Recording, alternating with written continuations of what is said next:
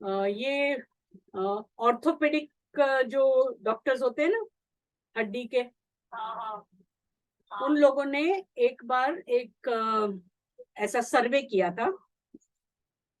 तो ज्यादातर उनके पास में ये जो रीढ़ की हड्डी के दर्द वाले, बैक पेन वाले, कमर दर्द वाले पेशेंट्स बहुत आते हैं। तो उनके एक्सरेज वगैरह देखते हैं ना कि कहाँ कहाँ पर कौन सी हड्डियों में ज्यादातर उनके प्रॉब्लम आता है वगैरह वगैरह। तो ऐसा सब उनके पास में पहले का जो था वो था।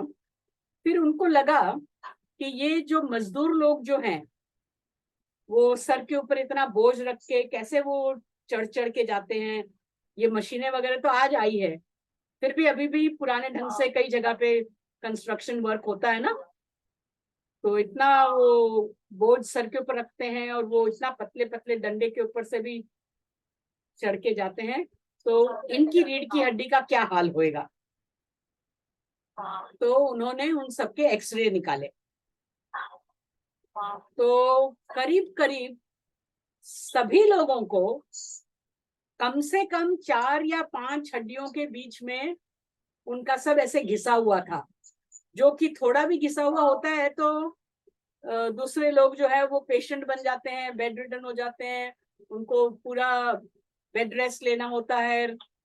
फिर इतना डायथर्मी करते हैं और फिजियोथेरेपी वो सब करके भी उनका कई कई दिनों तक बेड रेस्ट करना पड़ता है।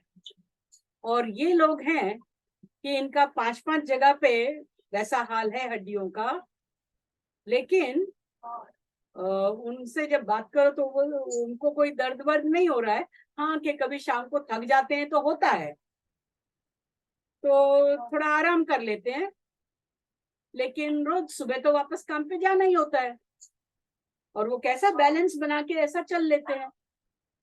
और बाकी लोगों को ऐसा हो जाता है तो वो झुक जाते हैं, वो सीधा चलने को भी नहीं होता है उनको। तो ये जो दर्द है और दर्द की वजह से उसके वश में हो जाना जो है वो सारा माइंड में है ना। उनको मालूम है कि ये मजदूरी नहीं करेंगे तो आज का खाना कैसे खाएंगे, बच्चों को कहाँ से खिलाएंगे। तो उनको वो दर्द लगता नहीं है। उनको तो ये भी नहीं मालूम कि उनकी रीढ़ की हड्डी में 5 हड्डियां गली हुई है। क्यों, उन्होंने तो कभी एक्सरे कराया नहीं। लेकिन मन में उनके ये हिम्मत है, ये शक्ति है, वो दर्द के ऊपर ध्यान नहीं देते हैं। इसलिए वो दर्द उनको बताता भी नहीं है कि मैं हूं। मैंने भी पहला ऐसा ही किया। तो काम करते रहने का, उसके वश में नहीं होना चाहिए। हाँ, लेकिन क्या होता है, एक समय आता है जब जिसके बाद में फिर वो बिल्कुल कुछ नहीं कर पाते। क्योंकि आखिरकार शरीर चलेगा तो अंदर के दम से ही ना। हाँ, थोड़ा तो उसमें दम चाहिए ना माइंड के ऊपर से चलने के लिए। तो जब वो सारा ही खर्च कर दिया होगा और एक समय मन कमजोर जब हो जाएगा तो फिर वो वश में ले लेगा। लेकिन सारा काम माइंड का है। दर्द के वश में होना नहीं होना ये माइंड का काम है।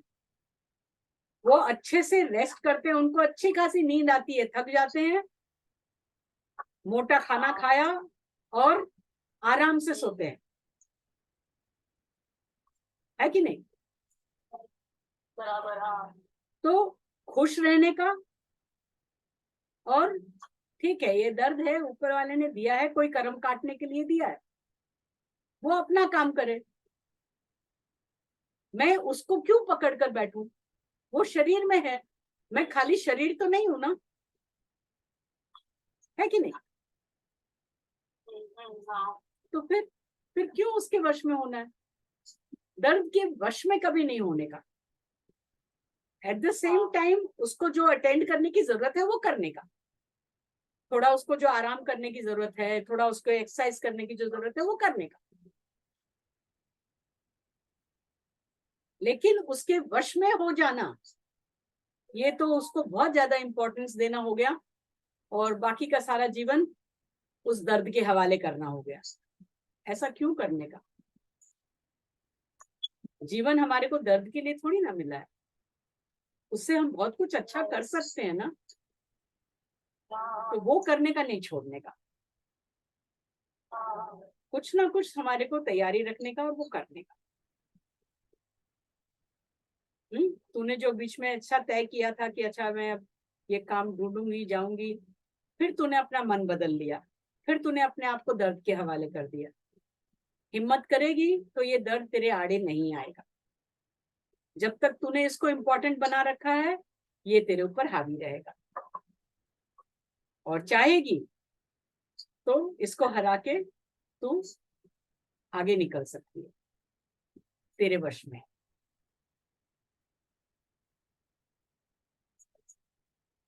शरीर तो जैसा है वैसा भगवान ने जैसा दिया है वैसा दिया है, और क्यों दिया है वो तेरे को समझ में आ गया। तेरे को उन्होंने भी बता दिया कि इतना % अभी तक कर्म का भुगतना बाकी है, तो भुगतते हुए कर्म को रोने का क्या? ठीक है, वो कर्म भुगतने के लिए हमने पैदा ही इसलिए हुए हैं, हमने ये जन्म इसी काम के लिए लिया है, तभी तो भुगतने को आ रहा है ना।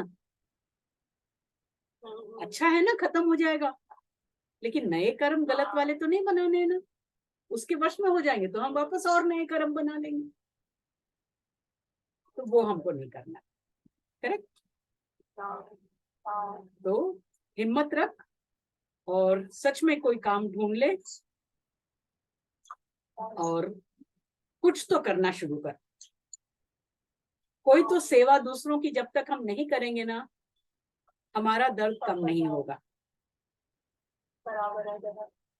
तो अब मैं आपके कल भी मेरे को ऐसा बोला है कि तो ऐसा सोच मत कि ये क्यों करना चाहूंगी करूँ, ऐसा आपने मेरे को कल कुछ बोला था। वही मैं आज बोल रही हूँ। हाँ, कि अभी में सच्ची मेरे को ये चलने को, खड़े रहने को भी अभी आधा घंटा खड़े रहने मुश्किल हो रहा था 2 दिन से। आज भी वो क्योंकि अभी तक कोई इम्पोर्टेंट काम नहीं है तेरे पास करने के लिए। तेरे पास में मन का काम आ जाएगा ना, जहां मन लगा रहेगा, तो ये सब चीजें गौण हो जाएगी। इसके ऊपर बिना मतलब का ध्यान नहीं जाएगा, जितना देना है ध्यान उतना ही देगी। इसको एकदम नकार नहीं सकते, ये शरीर में है, लेकिन वो शरीर का है। तो मेरा दिमाग में वही है तो उसको निकाल दे। चलने को लगा तो फिर बाहर निकलेगी। हाँ, उल्टा काम है, तू उल्टा कर रही है। ये तो ऐसे हो गया कि अभी मेरे को ठंडी लग रही है, ये चूल्हे के अंदर चूल्हा मेरे को गर्मी देगा तो मैं इसको आग दूंगी। हाँ, लकड़ी लगा के रखी है, लेकिन अब ये मेरे को गर्मी देगा तो मैं इसको आग दूंगी। ऐसा तो नहीं होता ना, पहले उसको आग लगाना पड़ेगा तो तुम्हारे को आंच मिलेगी ना, तभी तुम्हारे को गर्मी मिलेगी ना। तू उल्टा कर रही है।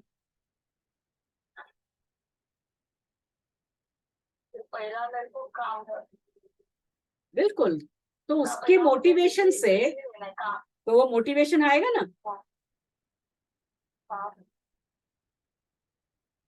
तब तो इसको छोड़ेगी। तो मन में तय कर ले कि नहीं, मेरे को कुछ तो करना ही है, और ढूंढना शुरू कर, और इसको बीच में मत आने दे।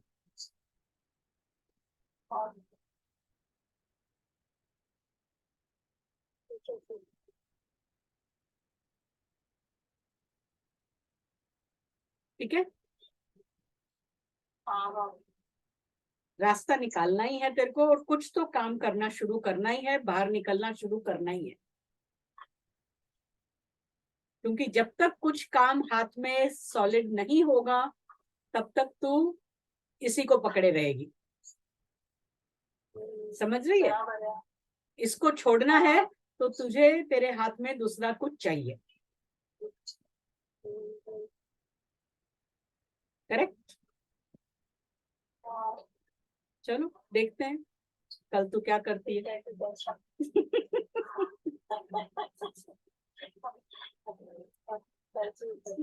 All the best.